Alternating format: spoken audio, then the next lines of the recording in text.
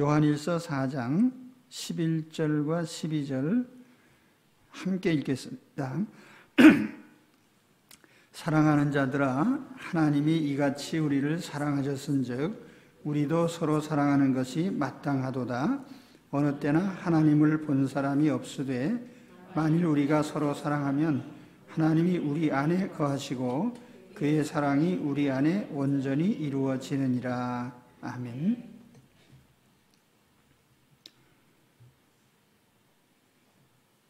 사랑은 하나님과 동거하는 길이다. 오늘 말씀의 제목입니다.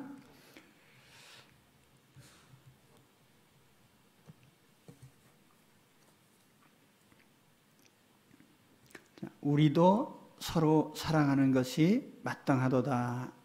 오늘 첫 번째 드릴 말씀은 사랑의 의무입니다. 사도 요한은 초반에서부터 우리 신앙의 두 가지 큰 내용을 강조해 왔어요. 하나는 예수님을 구주로 믿는 믿음이죠. 또 하나는 형제를 사랑하는 거예요. 그래서 사랑하라는 이 말씀으로 계속 설득을 해왔습니다. 다시 요약해 보면은 형제를 미워하는 자는 어둠 가운데 있는 자다. 형제를 사랑하면 가운데 있는 자라, 이렇게 2장 초반에서 말씀을 했습니다.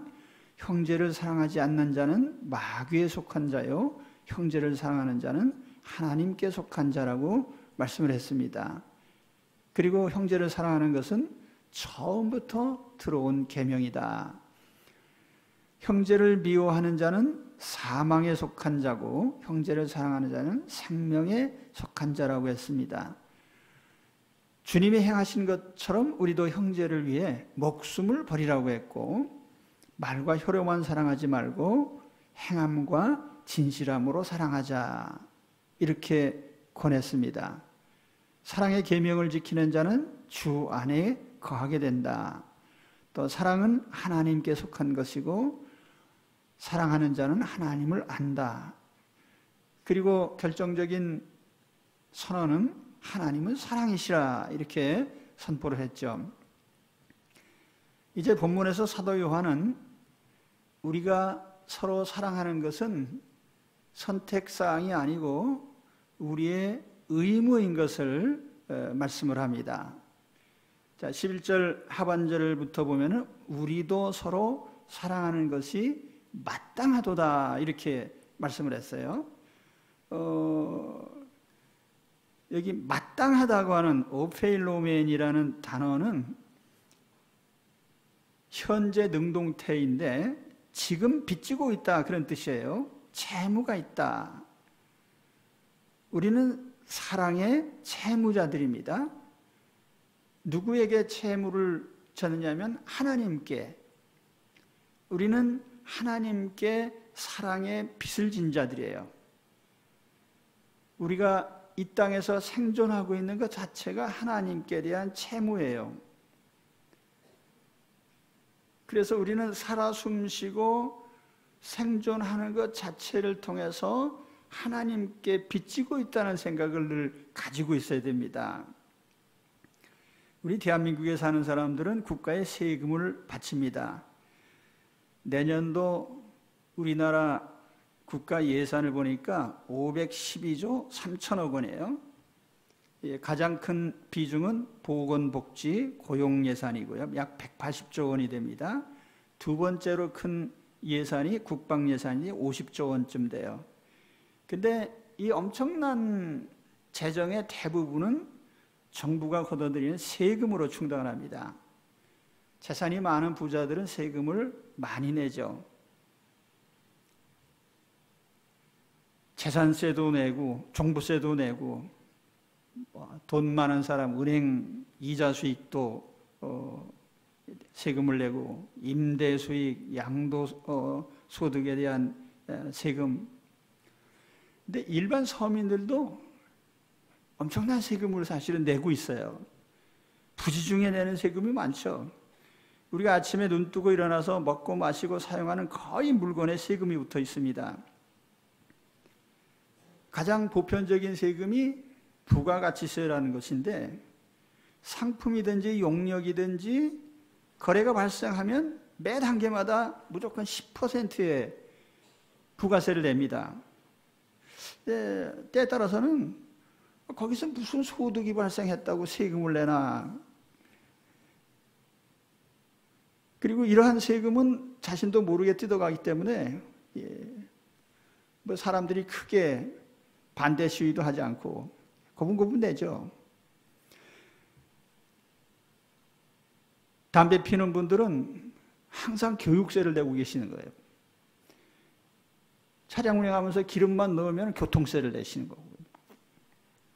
근데 또 우리가 어떤 면에서 보면은, 야, 재산을 취득하면 취득세 내요. 자동차 새로 사면 취득세 내죠. 등록했다고 등록세 내요. 그 세금 명목은 별로 이해가 안 가죠.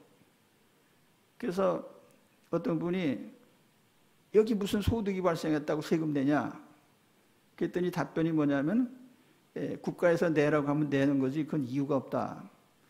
그러니까 우리가 어떤 소득이 발생해서 세금 내는 게 아니고 이렇게 국가에 내는 거예요. 그 국가가 우리에게 해주는 건 뭐죠? 뭐 치안을 유지해주고 백성의 안녕 질서를 유지해주고 그런 것인데, 그런 대가로 우리가 국가에 엄청난 세금을 바치고 있단 말이에요. 그럼 이제 우리가 한번 이런 질문을 해봅니다. 자, 하나님께 세금 낸다는 생각 해보셨어요? 하나님 땅 밟고 다니니까 통행세도 내셔야 되고, 거주하는 거주비도 내셔야 되고, 맨날 호흡하고 있으니까 공기 마신 값도 내야 되고, 햇볕을 쬐는 값도 내야 되고. 근데 농사 짓는 분들 농사 질 때 비료값, 무슨 농약값 다 내시는데 광합성세는 안 내요. 햇빛과 비와 공기를 주셔서 곡식이 영양소를 이렇게 합성하는 근원적인 일은 하나님이 하시는데, 하나님께는 우리가 세금 안 내요. 자, 새싹을, 곡식 심으면 새싹이 나오죠. 사실은 농부가 심는 거는 별거 아니에요. 거기서 싹이 나고 자라는 게 진짜거든요. 그때 새싹 발화세를 내보셨어요? 곡식 생장세를 내보셨습니까? 결실세를 내셨어요?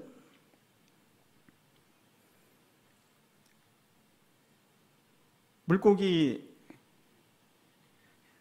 양식을 하신 분들을 이제 새끼를 부화시키는데, 알에서 새끼를 그거 온도 맞춰주는 게 인간이 하는 일이지만 거기서 생명체가 나오게 하는 건 하나님이 하신 일이에요. 그렇다고 뭐 양식하시는 분들이 예를 들면 물고기 부화세 뭐 이런 거 낸 적이 없어요.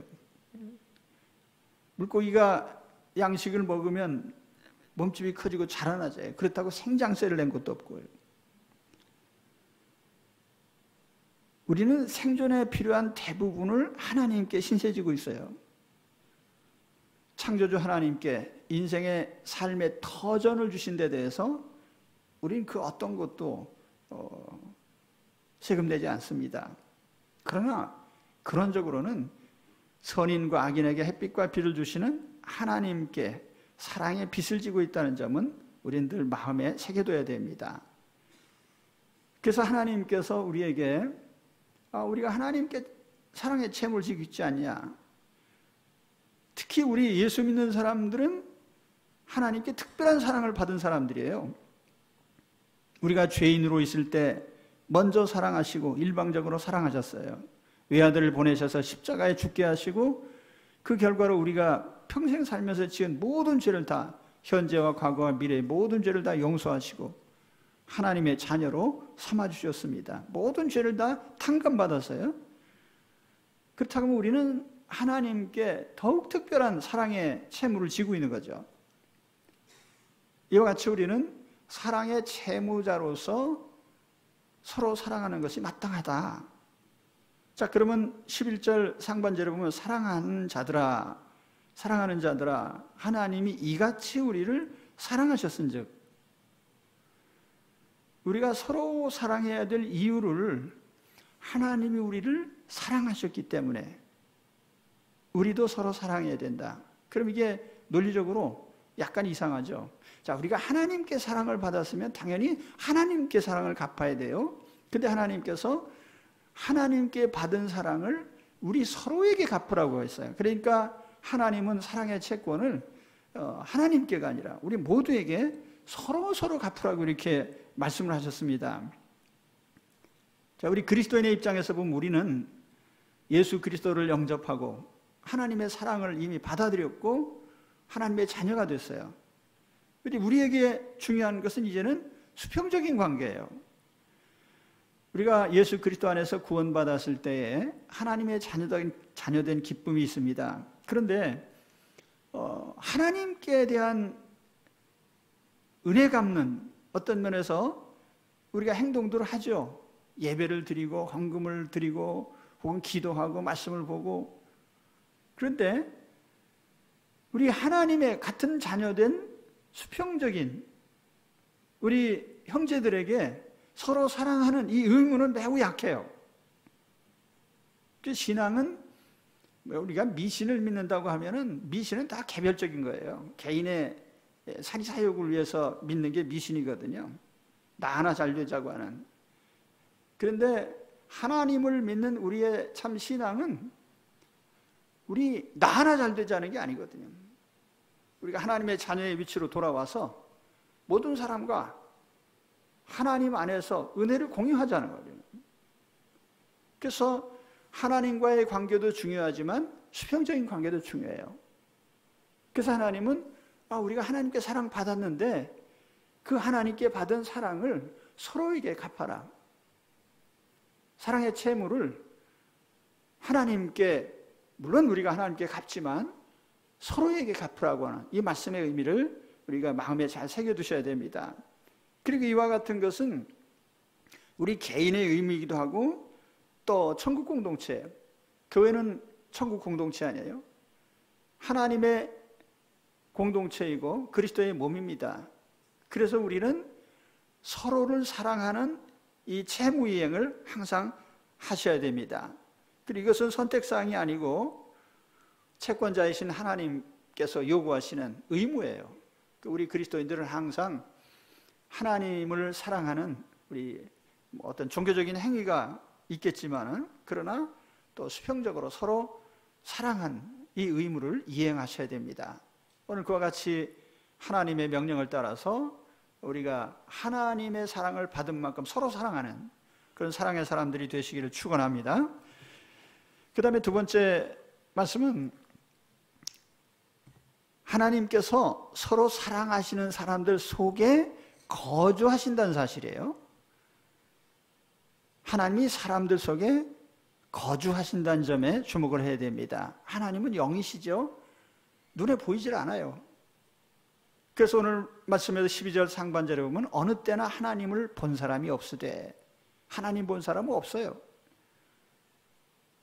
그런데 그 볼 수 없는 하나님이 서로 사랑하는 사람들 속에 와 계시겠다는 거예요. 와 계신데 잠깐이 아니고 아예 영원히 거주하시겠다는 거예요. 우리가 이걸 힘든 말로 내주 이렇게 표현합니다. 하나님께서 우리 안에 거하시고, 만일 우리가 서로 사랑하면 하나님이 우리 안에 거하시고, 보이지 않는 하나님이 서로 사랑하는 사람들 속에 거주하십니다. 워렌 위어스비라는 목사님께서 요한일서 4장을 해석하면서 아주 재미난 해석을 하셨어요. 영어로 요약하면은 내용이 이렇습니다. 영어로 말씀드린 거는 여기에 그 동사의 의미, 시제, 또 전치사 이런 의미들이 중요하기 때문에 그래서 한번 보여줄 수 있나요?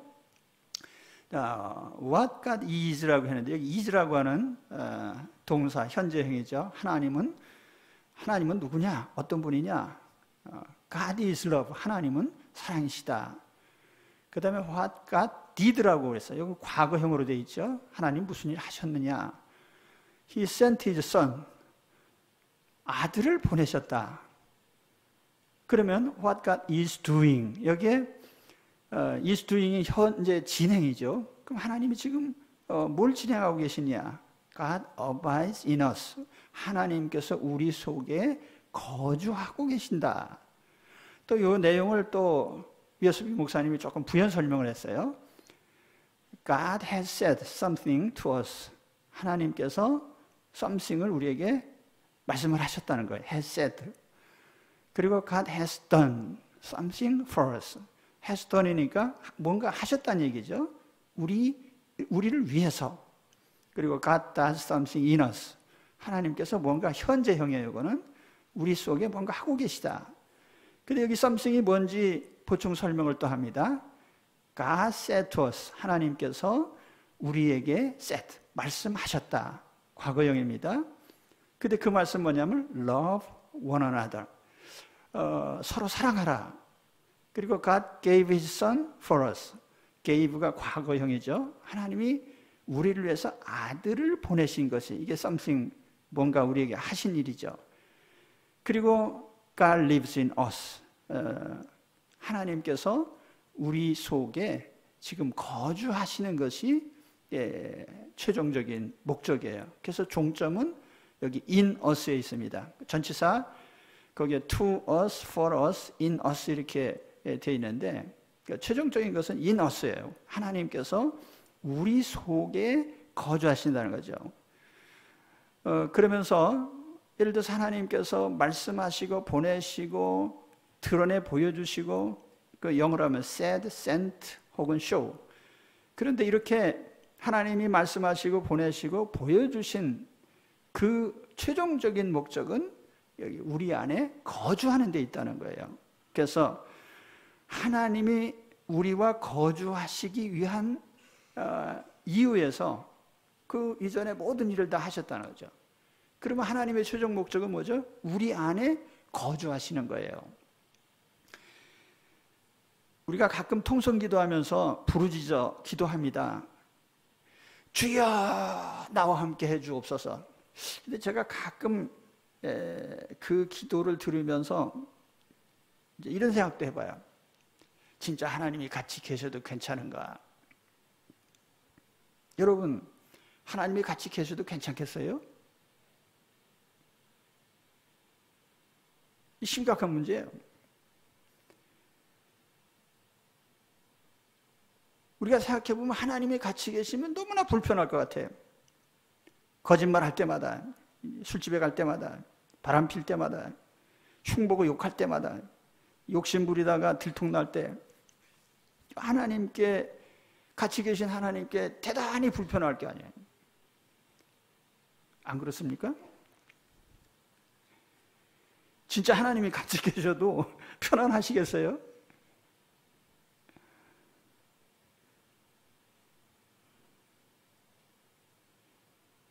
구약시대 사람들은 하나님을 대면하면 죽는 줄로 알았어요. 그래서 이사야 선지자는 이런 얘기를 했거든요. 화로다 나여 망하게 되었도다. 나는 입술이 부정한 사람이요 나는 입술이 부정한 백성 중에 거주하면서 만군의 여호와이신 왕을 배웠음이로다. 하나님 대면하고 나서 이사야는 망했다 그랬어요. 나는 이제 망했다. 기디온은 여호와의 사자를 대면하고 나서 죽은 줄로 알았어요. 그러면서 슬퍼했습니다. 난 이제 죽었습니다.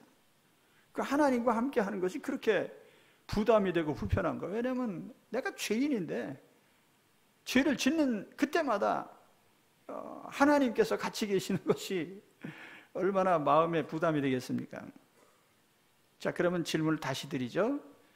하나님께서 정말 나와 같이 계셔도 괜찮겠습니까? 답변을 하셔야죠. 하나님이 정말 나와 함께 계셔도 괜찮겠습니까? 아멘. 예. 아멘 하시는 거 보니까 대단히 용감하십니다. 근데 사실 우리는 아멘 해야 돼요. 당돌하게. 왜냐하면 우리는 예수 그리스도 안에서 우리의 모든 죄를 다 용서받았기 때문에. 그리고 사랑의 하나님께서 나의 모든 죄를 앞으로도 계속 용서해 주실 것을 믿기 때문에 우리는 감히 담대하게 하나님 나와 함께 해주세요라고 기도할 수 있고 또 해야 됩니다. 그리고 하나님이 나와 함께 하시는 것은 우리 하나님의 최종 목표이기 때문에 당연히 우리가 그렇게 해야 돼요. 하나님 나와 함께 해주세요. 그래서 우리가 예수님께서 오셨을 때 임마누엘이라는 말을 썼어요. 임마누엘, 하나님이 나와 함께 계신단 말이에요. 하나님 우리를 구원하실 때 우리 안에 거주하시는 것을 목표로 하셨어요. 그 오늘 말씀 중에 우리 안에 해민 in us라는 말인데요, 두 가지 의미를 포함하고 있어요. 첫째는 성도들 개개인의 인격 속에, 또 하나는 성도들이 모인 교회 공동체 안에 거주하신다는 의미입니다. 이제 결국은 같은 뜻이에요. 왜냐하면 성도 한 사람 한 사람이 모인 것이 교회이기 때문에 성도들 개개인 속에 우리 하나님이 임재하여 계시면서 성도들의 공동체 속에 하나님이 임재하여 계신 것이죠. 그런데 하나님이 이렇게 임마누엘, 우리와 함께 계시기 위한 요구사항이 뭐냐면 서로 사랑해라고 말이에요. 서로 사랑하는 사람 속에, 사랑의 사람 속에 우리 하나님께서 임하신다는 사실이에요. 자, 우리가 예수님을 사랑해서 구원받은 거 아니에요. 예수님을 믿어서 구원받은 거죠. 그런데 우리 주님이 우리 안에 계속 거주하시는 요구 조건이 뭐냐면 서로 사랑을 하는 거예요. 하나님은 사랑이시기 때문에 사랑하는 그 속에 같이 계시겠다는 것이죠. 그래서 우리가 날마다 하나님 나와 함께 해주세요라고 기도를 하고 있지만, 하나님이 함께 해달라고 해서 뭐 특별 기도를 하고 봉사활동을 하고 무슨 특별히 그런 요구사항이 아니에요. 우리가 사랑을 실천할 때에, 그래서 우리가 서로 사랑하는 그 가운데에 우리 하나님이 임재하시는 거예요.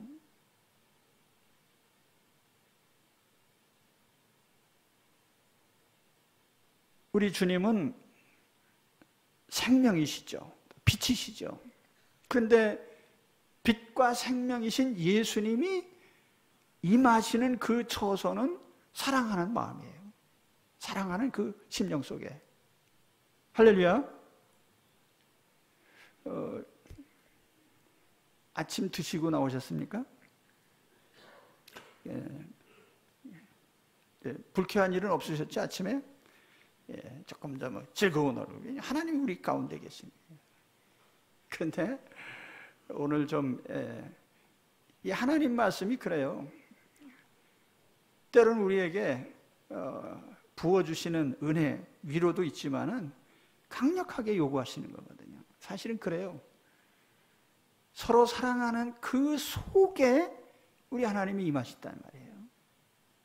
사랑하지 않으면서 우리가 종교 행위를 하는 그것은 사실은 의미가 없는 거예요. 고린도전서 13장의 말씀처럼 천사의 말을 할지라도요, 사랑이 없다면 거기 하나님이 임재하실 이유가 없어요. 하나님은 서로 사랑하는 자 속에 임하십니다. 그리고 잠깐 임하시는 게 아니라 아예 거주하러 오셨어요. 자, 여러분 오른손을 심장에 얹으세요. 내 마음이라고 생각해 봅시다. 여기에 지금 하나님이 와 계시는데 계속 계셔도 괜찮겠습니까? 조건이 뭐예요? 내가 다른 사람을 사랑할 때. 할렐루야. 그렇습니다.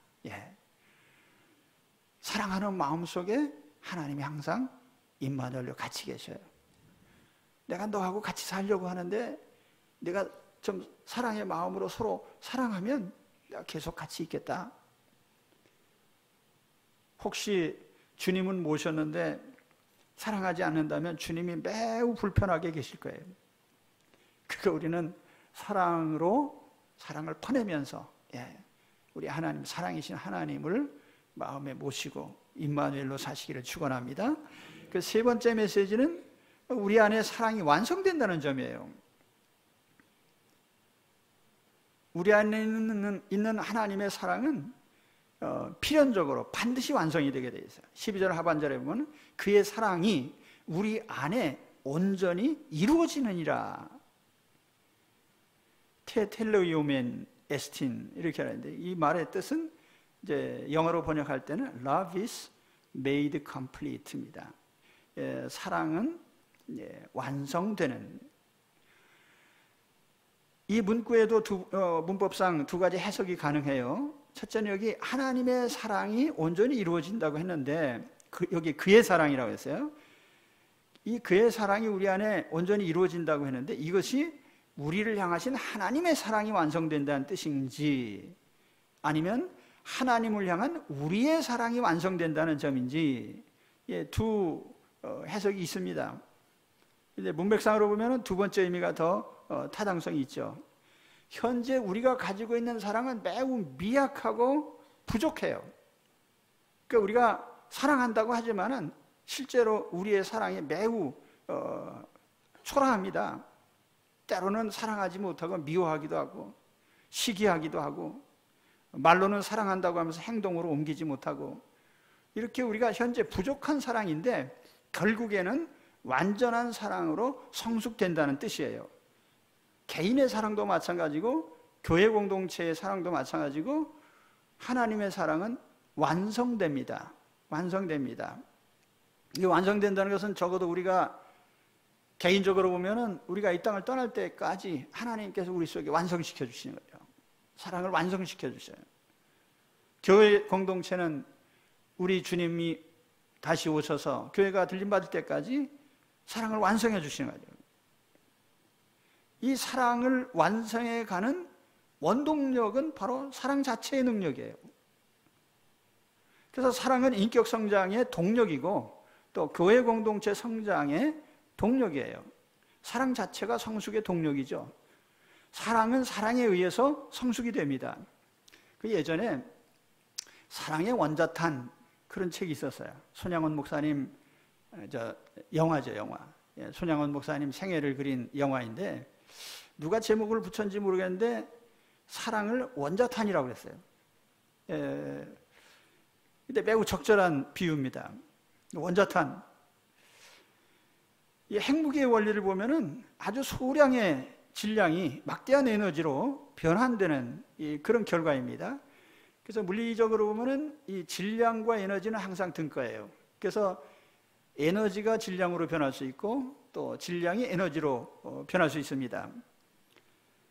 그리고 이와 같은 것을 표시하는 아주 유명한 공식이 있죠. 그 E는 mc제곱이라고 하는 아인슈타인의 공식이 있는데, 원자의 구조를 보면은 그 원자 핵이 있는데 그 핵에 중성자와 양성자가 강하게 결합되어 있어요.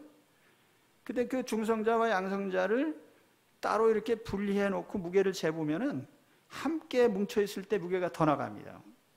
그래서 그 부족해진 부분이 이제 질량 결손이라고 하는데, 이와 같이 핵의 구조에 의해서 그 핵이 분열되면서 거기서 질량 결손이 일어나면 그것이 에너지로 바뀌는, 그게 핵무기예요.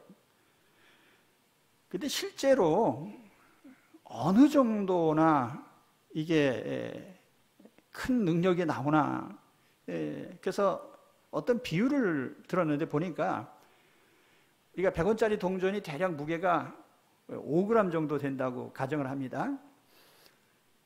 근데 5g의 질량을 에너지로 바꿨을 때 어느 정도가 나올까?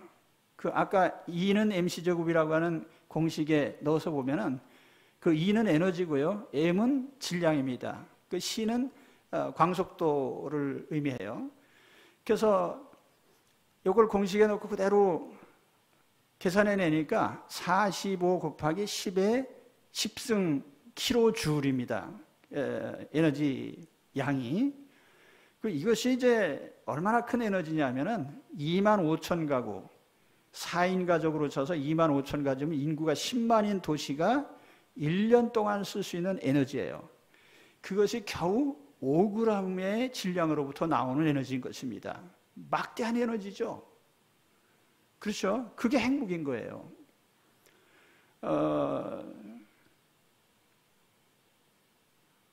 그런데 사랑을 자, 원자탄에 비유한다면 사랑이 그만큼 폭발력이 있다. 사랑은 사람의 영혼에 작용하는 가장 강력한 힘이에요. 자, 이 세상이 어떤 것으로도 바꿀 수 없는 것을 사랑으로는 바꿀 수 있어요. 그래서 우리 주님께서 오셔서 자기 몸을 십자가의 희생 제물로 속죄하신 그 기본은 하나님 우리를 불쌍히 여기신 사랑이거든요. 이 사랑에 의해서 우리의 인격이 변화되고 교회 공동체가 변화되는 거예요. 자, 개인적으로 본다면 우리가 죄를 멀리하고 혹은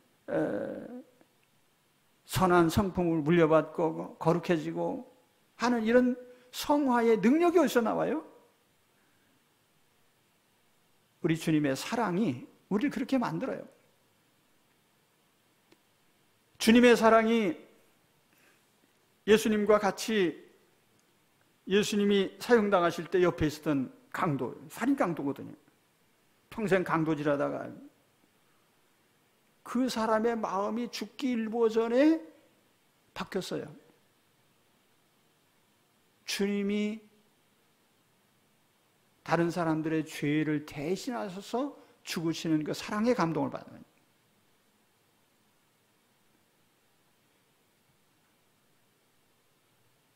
사도 바울이 믿기 전에 사울이라는 이름을 갖고 있었는데 아주 마음이 강팍한 사람입니다. 예수 믿는 사람은 다 잡아다 죽이려고 쫓아다니는 사람인데 어느 날 예수 그리스도를 만난 후에 그의 삶이 180도 바뀌었어요. 주님을 전하는 전도자가 됐습니다. 보통 전한 게 아니에요. 아예 자기 생애를 결혼도 하지 않고 다 주님께 바쳤어요. 고린도 후서 5장 13절에 보면은 주님의 사랑이 자신을 강권하여 주님의 일에 미치게 만들었다고 그렇게 고백을 합니다. 고린도 후서 5장 14절에 보면 그리스도의 사랑이 우리를 강권하시는도다. 주님의 사랑이 가늠하다 현장에서 잡힌 여인을 회개시키고요. 세리 마태, 수가성 여인, 소경 바디메오, 38년 된 환자, 12회를 혈루로 고생하던 여인 등등. 근원적으로 보면 이 사람들의 영혼 속에 일어난 것은 사랑에 의한 변화예요. 저는 처음 예수님을 영접했을 때 성경을 읽으니까 창세기부터 읽어봤는데 믿어지는 것보다 안 믿어지는 게 더 많아요. 그런데 한 가지, 예수님께서 아무 죄도 없는 분이 나 같은 죄인을 위해서 십자가에서 대신 희생하셨다고 하는, 그래서 저는 큰 마음의 움직임이 있었어요.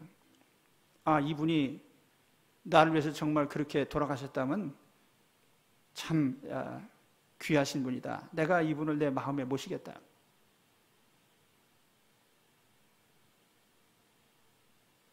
오늘 우리 마음속에 하나님의 사랑을 받아들임으로써 우리 영혼 속에 폭발적인 변화가 오는 거예요.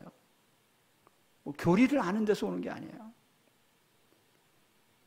하나님 나를 얼마나 사랑하셨는지, 주님이 나를 얼마나 사랑하시는지를 알 때에 우리 영혼의 변화가 와요. 우리 모두가 다 하나님의 사랑에 영혼에 큰 변화가 있으시기를 바랍니다. 사랑을 받아들일 때. 우리 영접한 이후에도 똑같아요. 우리가 하나님의 사랑을 끊임없이 깨닫고 받아들이고 하는 가운데 내 영혼이 변화되고 성숙되는 거예요. 교회도 마찬가지죠. 이 세상에 있는 교회는 말은 하나님 백성인데 너무너무 미성숙돼 있어요. 교회마다 미성숙된 성도들로 말미암아 많은 머리 아픈 일들이 벌어져요. 미성숙의 가장 큰 증표는 싸우는 거예요. 무슨 일을 할 때마다 일하기 전에 무슨 일을 할까 싸웁니다. 일을 진행하면서 왜 그따위로 하냐고 또 싸워. 일이 끝난 후에는 일이 왜 잘 됐느냐 못 됐느냐 하면서 또 싸워요. 그래서 교회 공동체에 보면은 미성숙된 증표는 싸우는 거예요. 가족들도 마찬가지예요. 부부싸움도 원천적으로 보면 미성숙에서 오는 거예요, 전부 다. 예. 미성숙인데 그 인격적인 미성숙의 가장 근원적인 건 사랑이 없다는 거예요. 사랑하면요, 잘못한 것이 그렇게 거슬리지 않아요. 사랑이 없으면 조금만 잘못해도 다 눈에 거슬리는 거예요. 그러니까 원천적으로 우리 영혼 속에 작용하는 우리 영혼의 에너지는 사랑이라는 거예요. 믿으십니까? 자, 이렇게 미성숙된 교회지만 걱정할 건 없어요. 왜냐하면 장차는 완전히 성숙될 것이 확실하니까. 그 성장의 동력은, 성숙의 동력은 바로 그리스도의 사랑이에요. 사도 바울은 이렇게 말씀을 했습니다. 믿음으로 말미암아 그리스도께서 너희 마음에 계시게 하시옵고 너희가 사랑 가운데서 뿌리가 박히고 터가 굳어져서 이 사랑 가운데서를 강조합니다. 너희 모든 성도와 함께 지식에 넘치는 그리스도의 사랑을 알고 그 너비와 깊이와 높이와 깊이가 어떠함을 깨달아 하나님의 모든 충만하신 것으로 너희에게 충만하게 하시기를 구하노라. 충만한 삶의 근원, 성숙의 완성, 그 근원은 사랑이에요. 오직 사랑 안에서 참된 것을 하여 범사에 그에게까지 자랄지라. 이 교회 공동체를 향한 사도 바울의 권면이죠. 그는 머리니 곧 그리스도라. 그에게서 온 몸이 각 마디를 통하여 도움을 받음으로 연결되고 결합되어 각 지체의 분량대로 역사하여 그 몸을 자라게 하며 사랑 안에서 스스로 세우느니라. 그래서 우리 사랑이라는 동력에 의해서 하나님의 교회 공동체가 힘을 받아서 세워져 간단 말이에요. 성숙되어 가는 거예요. 사랑은 영혼의 힘이죠. 죄를 이기는 힘이고 인격을 성숙하는 힘이고 교회 공동체를 성숙시키는 힘입니다. 우리 어린 자녀를 가지신 부모님들 자녀 교육을 하면서 어디에 신경 쓰십니까? 대치동 가면 다 해결됩니까?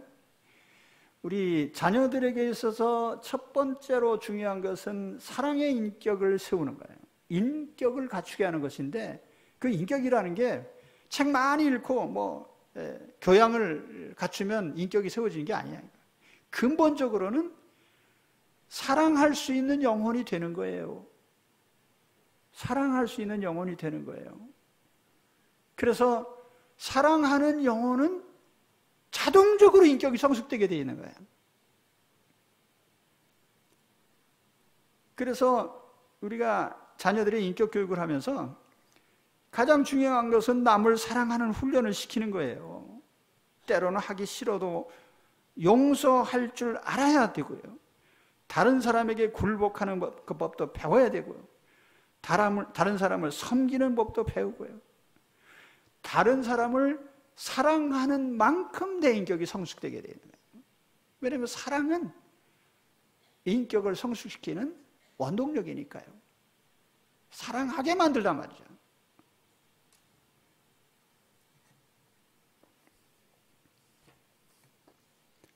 사랑은 완성됩니다. 그리고 우리는 그 사랑을 빨리 완성시켜야 돼요. 사랑의 성숙을 위해서요. 인격의 성숙, 사랑으로 우리가 서로 사랑할 때에 무럭무럭 자라게 돼 있어요.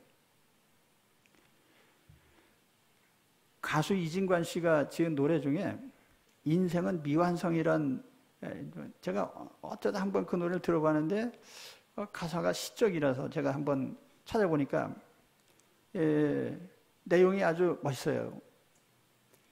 인생은 미완성, 보여줄 수 있나요? 시적으로 잘 써야 되는데 막 그냥 산문처럼 써놨네요. 인생은 미완성, 쓰다가 많은 편지, 그래도 우리는 곱게 써가야 해. 사랑은 미완성, 부르다 멎는 노래. 그래도 우리는 아름답게 불러야 해. 사람아 사람아 우리 모두 나그네 길 외로운 가슴길이 사슴처럼 기대고 살자. 인생은 미완성 그리다만 그림. 그래도 우리는 아름답게 그려야 해요. 친구야 친구야 우리 모두 나를 위해 그리운 가슴길이 모닥불을 지피고 살자. 인생은 미완성 색이다만 조각. 그래도 우리는 곱게 새겨야 해요. 그래도 우리는 곱게 새겨야 해요. 인생은 미완성인데 그래도 아름답게 곱게 살아보자. 멋있어요. 그런데 이 가사를 만든 분이 우리 그리스도인인지 아닌지 잘 모르겠습니다. 그런데 인생은 미완성인데 미완성으로 끝나는 건 아니에요. 인생은 반드시 완성됩니다. 인생은 미완성이 아니고 이 땅에서 미완성같이 보이지만 하나님이 완성시켜 주셔요.